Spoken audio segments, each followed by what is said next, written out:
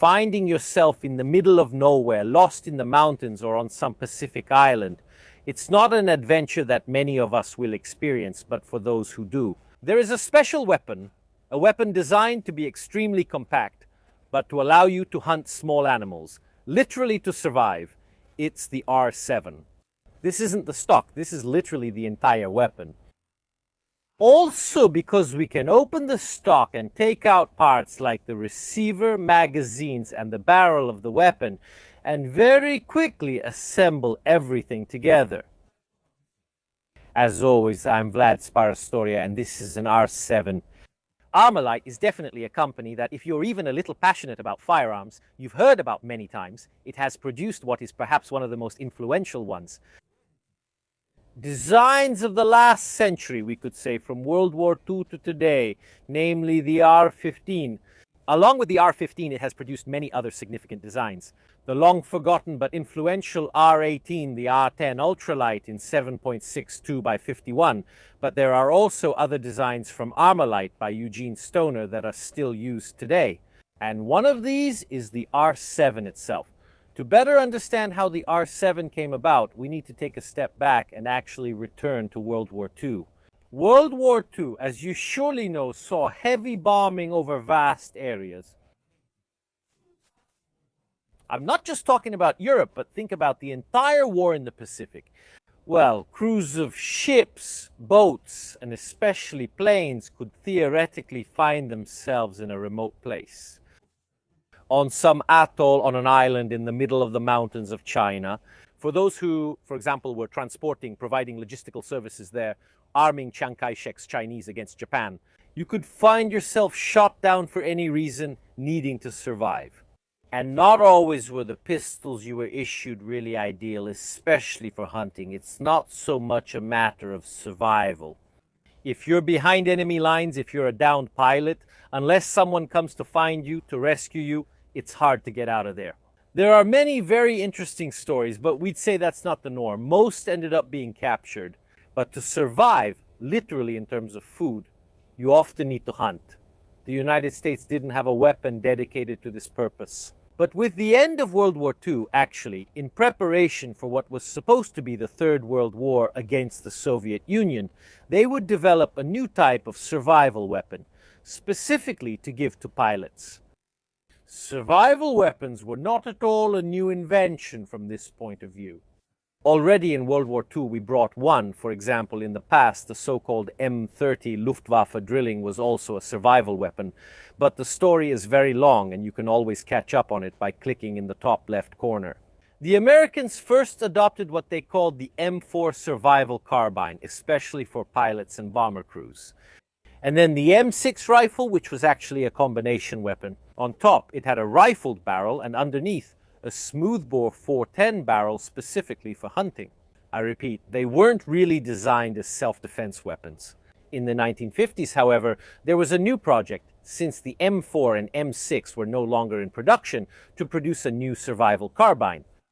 Specifically, it was supposed to be dedicated to the supersonic strategic bomber XB-70, a project that actually remained at the stage of two different prototypes, but for that project, for the pilots who would have found themselves in the context of World War III, deep in the heart of Siberia, shot down and needing to survive physically, probably before being captured, they needed something. And this is where the ArmaLite and Eugene Stoner come into play. ArmaLite didn't come out of nowhere. In fact, ArmaLite is a company that started as a department, as a section of a large industry, now basically defunct, called Fairchild, which made airplanes. Fairchild made airplanes for many different purposes. Perhaps the most famous airplane from Fairchild, and if you're here, you're probably a bit of a military history enthusiast, is the A-10. You know very well the A-10 used for close air support for the Army by the American Air Force with its famous VVV. Let's leave the memes aside for now. It was made by Fairchild. Fairchild also had a division, in fact, that used new materials like aluminum to try to make ultralight weapons. In the 1950s, aluminum was still something relatively new in weapons. It's not that the use of aluminum wasn't known, or that aluminum parts weren't used in firearms, but the very idea of making, for example, a weapon with a receiver that was 100% aluminum, well, very few were still experimenting with this thing. It wasn't as simple to use aluminum sheet metal as it was, for example, to use steel. It was still a fertile field of study in material sciences. And a company that made airplanes, so it had a lot of expertise in using aluminum, which was widely used for airplanes, it was perfect. It also had plenty of talent to experiment in the field of firearms. And ArmaLite was created exactly for this purpose. It was created to make extremely lightweight weapons out of aluminum and later also out of polymers. The weapons that Eugene Stoner designed, like the R-10 and the R-15 are, especially in the original design, extremely lightweight, and this should not be underestimated. It's a survival weapon that also needs to be extremely compact. Find space. With these new materials, the new AR-5 survival rifle emerged and was adopted by the American Air Force, even though only a very few were actually produced. It was a .22 caliber rifle. Hornet, which is a neck-down but .22 caliber, was one of the most powerful calibers in this category. It was a bolt action, but there wasn't much of a market for it. The United States ordered only a few of these units, and so ArmaLite with Eugene Stoner, they worked to, in fact, use as many machines and components already developed for the AR-5 as possible to create a semi-automatic version in .22 long rifle that would have much more market appeal. Not just for the military, because, as we will see, it was also adopted for military use, specifically for pilots, but also for all civilians or government agencies that weren't military who needed something for survival. A kit like this, as you've seen, which fits entirely in the stock, is very useful. For example, if I'm doing research expeditions in Antarctica or in the Pacific Ocean, I could be shipwrecked, especially with the technology of the time, and have to survive. Today, maybe we think of shipwrecks as a very remote possibility. It is more than once, but it used to be even more so. So having a survival weapon for these situations to take on a boat or a plane wasn't such a silly idea at all.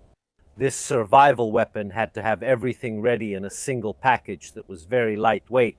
By the way, as you've seen, this weapon fits entirely inside this polymer stock, which, mind you, floats, meaning it has enough air inside that if we close it properly, if it falls into the water, it doesn't sink to the bottom. Also, because a weapon at the bottom of the sea isn't as useful as a weapon on a tropical island where I can hunt. Let's move on. Let's move the camera. Let's take a closer look at how it's made. Let me point out one thing. This is not an original ArmaLite because the design has changed hands more than once, more than one company. This is the latest version that's being produced. It's still called the AR-7, but it's specifically made by Henry, this company that in the last 20 years, actually since 2003 if I'm not mistaken, they inherited the production rights and they keep offering it. Well, maybe it doesn't have a market in Italy, but they still offer it, especially to hikers and travelers who, if needed, have to be able to hunt. So let's take a closer look at how it's made. So let's take a look at our AR-7. As I mentioned before, this is the entire weapon. It's literally all contained inside the stock. It's very convenient from this point of view. It also comes with its own case, but the case isn't essential. In theory, you could already use this whole kit, which actually gives you the essentials to be able to carry the weapon, ideally in emergency situations. How do we assemble it? First of all, let's look at something quite interesting. One of the compromises that this design has to make in order to be so modular and easy to assemble. It's that the receiver of the weapon, as we'll see a bit better now as we assemble it, is actually off the axis of the stock. The stock, which is much thicker than it looks, it's really big when you grab it. We'll talk a bit more about it during the live fire test, but for now we can simply open the cap that closes everything. And here it is, disassembled inside the stock. We have the barrel with this collar that we'll use to assemble it. We have space for 2 magazines, actually this setup. It could have 3 magazines. The weapon is sold with 2 magazines in 2 dedicated slots. But actually, as you can see here, the weapons receiver with the magazine can easily be carried this way, with the magazine inserted, so you can have 3 magazines, or for example, use the space where the other magazine is to carry a cleaning kit instead. I repeat, the weapon comes with 2 magazines inserted in the 2 slots, but in theory, you could have more. And as for the parts we need to disassemble the weapon, here it is. And usually I start my videos with technical discussions and disassembly, but here, before talking about the weapon, we literally have to assemble its components and then discuss them. How do we assemble the components? First of all, we take the stock and simply insert the receiver into it. We have a screw that we need to turn quite a bit until it tightens and joins the receiver with the stock. Here we go. It becomes tight, and at this point the receiver is nicely mounted. Let's put, while we're at it, it's not strictly necessary for operation, the cap on the stock. Then the barrel has a specific direction it wants to go in. The barrel has a specific direction where it wants to go in. There's a corresponding notch, and here it goes in. You can also see this small slot that helps us index the barrel. You know it's properly inserted if, when you push it, the bolt moves a little. And we can go ahead and tighten our collar here on the barrel, between the barrel and the receiver, to keep these parts together. We tighten it well. There's no need to use any tools. And now the firearm is actually ready. In theory, when we have the magazine, as we'll see during the live fire test, we can insert it and use it. Now let's finally take a look at the markings on the firearm first. Then we'll look at how it works, and then do we disassemble it? Good question. I'm a bit confused about the right order of things just because it's such an unusual firearm from this point of view. First of all, on the stock we have US Survival written, while on the right side of the receiver we have the manufacturer's name, which we said is Henry, and the model of the firearm. Then we have the safety, which can only be engaged if the internal firing mechanism is cocked. That's when we can engage the safety. And that's the only other control. Actually, besides the trigger, it's this button here.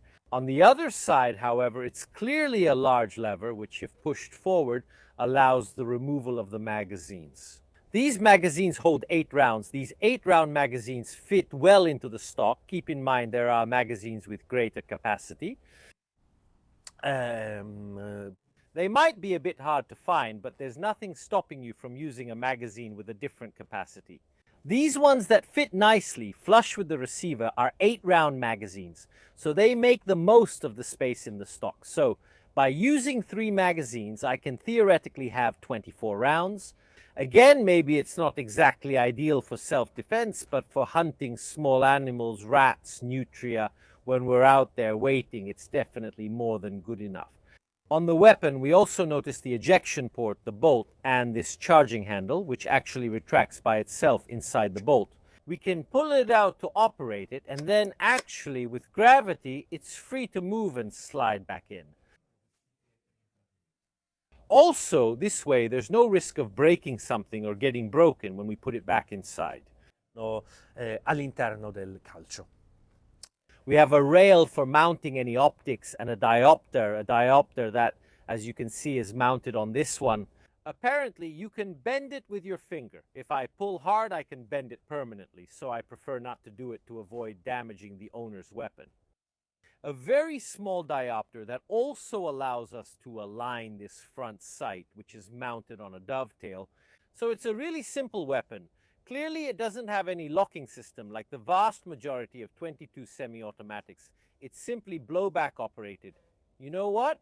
Let's take it apart again. I want to get the receiver and show you some more details. So we can, actually the order doesn't really change much here, but let's unscrew the barrel collar and take out the barrel itself.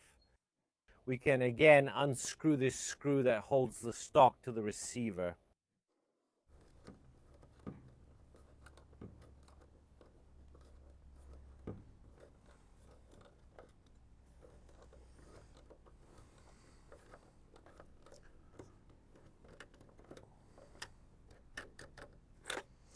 and now the parts are separated again like this.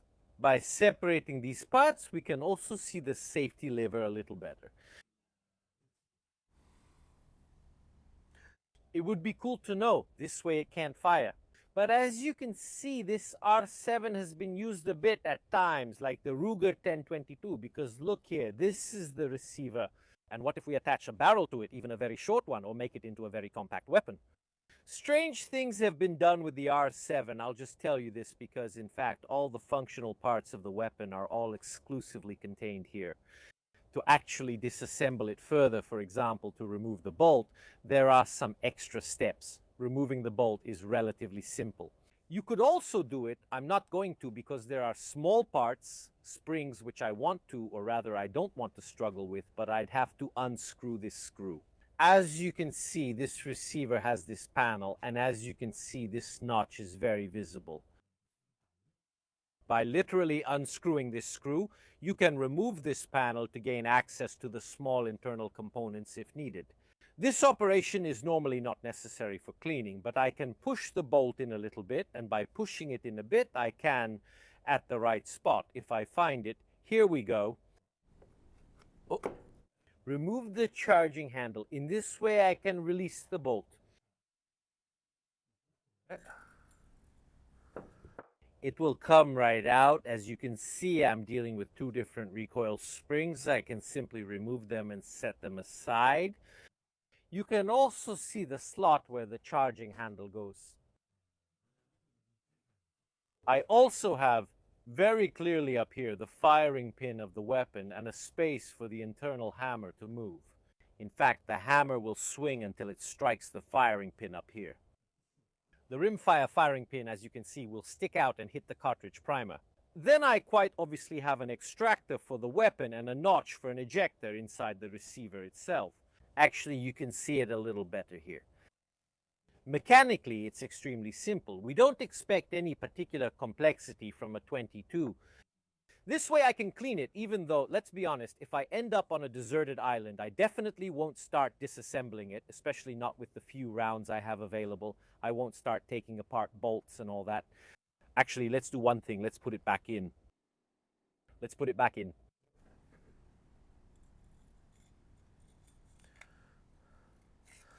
Trying not to... Okay. We can then put the charging handle back on if we find the right spot. Aye. Something is stuck here, and if you're wondering why the springs won't go in, it's because I pulled there. I forgot to take out the spring guide, which the owner quickly pointed out to me. So let's put the spring guide on the springs first. That way they'll go in just a bit straighter, and we can reassemble the weapon correctly. Here's our spring guide. Now everything should go through. It really looks like it. It really looks like the spring guide fix works. It worked? Oh, I deal with a lot of guns every day. I don't remember how to disassemble each one. Here we go. Let's just check if it works. Very well. So what do we actually have to do? Reassemble it to test fire it? Imagine I'm putting it together right now, and now we're testing it. And here we are finally trying out this wonderful little rifle. We have a target at 20 meters. The sights are very simple, but decent enough. Let's hope to hit it. Keep in mind that with this kind of ammunition, with a weapon like this, you would hunt small animals from a relatively short distance. How close can you get to a rabbit or a hare? Sometimes just a few meters, that's more than enough. Let's insert the magazine. The charging handle, as we've seen, is a bit loose, but we can pull it. We can pull it back, let it go, and let's try.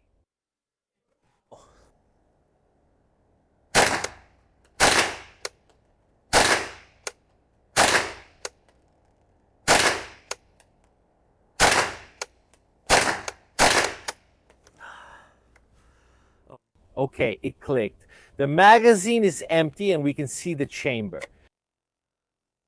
It's empty too. Let's try a few more shots because it's a very interesting weapon. The fact that it has to be disassembled and fit into a really small package necessarily leads to a series of Let's call them compromises. Let's reload and see.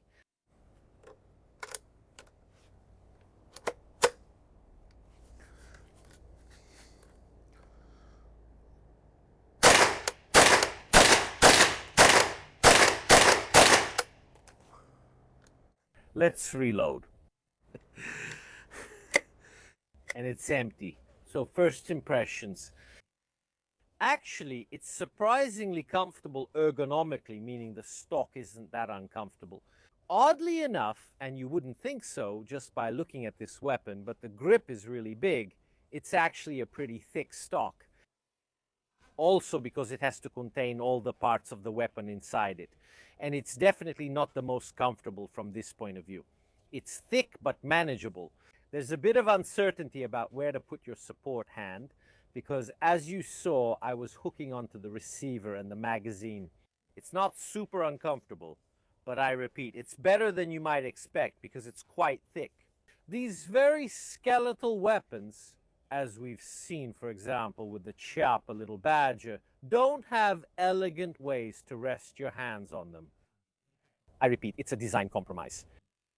You can never make a weapon like this that's also extremely ergonomic. Let's reload and try again.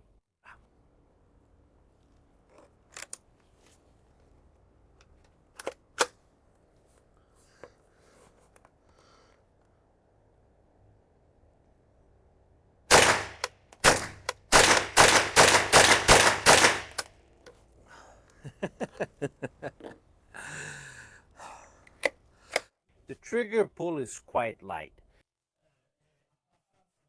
It's not super light, I'd say. It's definitely not a competition gun, but it's short and crisp with a very distinct reset, which I'd say is ideal for semi-automatic firearms. Generally, I really like it from this point of view, maybe for those who want to use it, especially in Italy, perhaps for target shooting. Also, because I don't know how much you can carry a rifle like this around in Italy. By the way, it's classified as a sporting firearm, so you can't even say that you're hunters and can carry it around. In fact, in Italy, it doesn't have much of a market in the survival field, so it becomes an extremely compact weapon to take, for example, to the shooting range.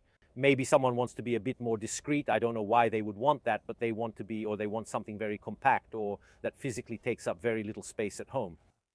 Not everyone has the luxury of having big safes. For example, I would like to have more guns, but I don't have a safe that's big enough anymore to allow me to do that. A gun this compact stored in the stock is definitely a valid solution. It's better than not having it if you really want to have it. If I have to point out one thing that many of you will notice and frown upon, it's probably the sights.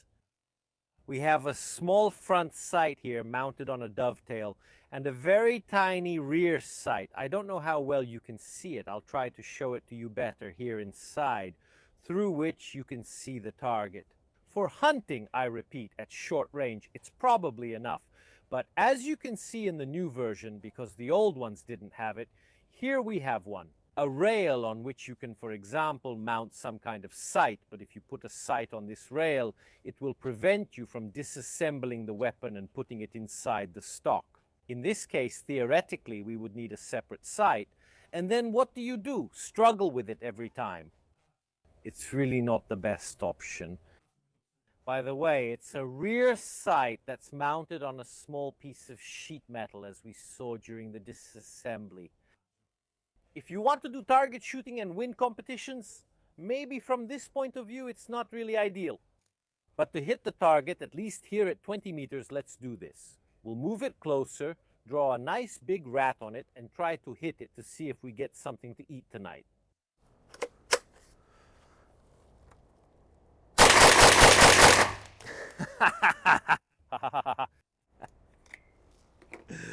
But it's fun. Imagine this scenario, dream with me.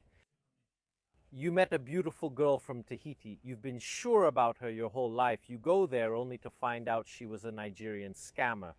You drink all the rum you can get your hands on, you get completely drunk, and you mysteriously end up stranded on a little island. But your kidnappers or whoever stranded you were kind enough to leave you a beautiful AR, an AR-7, to survive. just like that, suddenly and for no reason. And suddenly, in a hunger-induced hallucination, you see Ratatouille. I even gave him a chef's hat. I hope you can see it clearly. Ratatouille, I'd eat you. So you take your AR-7 loaded, and while the hunger shakes are driving you crazy, you aim it. I put the safety on.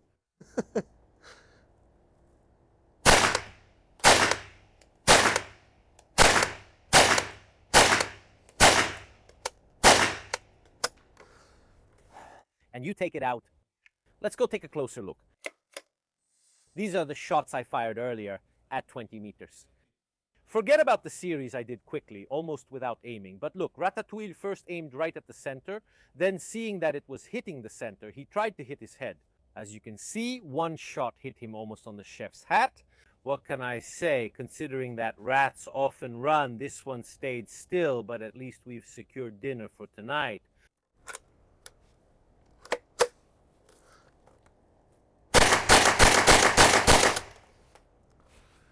If I have to criticize one aspect of this weapon in particular, it's complete bullshit.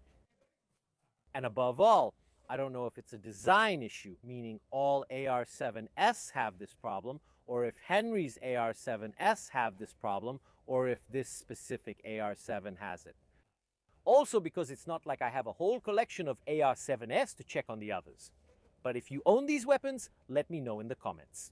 But I have the impression that the safety is extremely easy to engage. You just have to barely touch it, as you can see. Just give it a tap like this, and the trigger won't move. It stays locked. While really, you don't even need to blow on it. Just the slightest touch is enough to make it click. Really, it takes almost nothing. I mean, just a light touch is enough. Just passing your hand over it, just caressing the weapon, and it engages and disengages. I'd be curious to know from you in the comments if you have one of these weapons, or if you've had one, or if you deal with them for any reason, if it's the same with yours.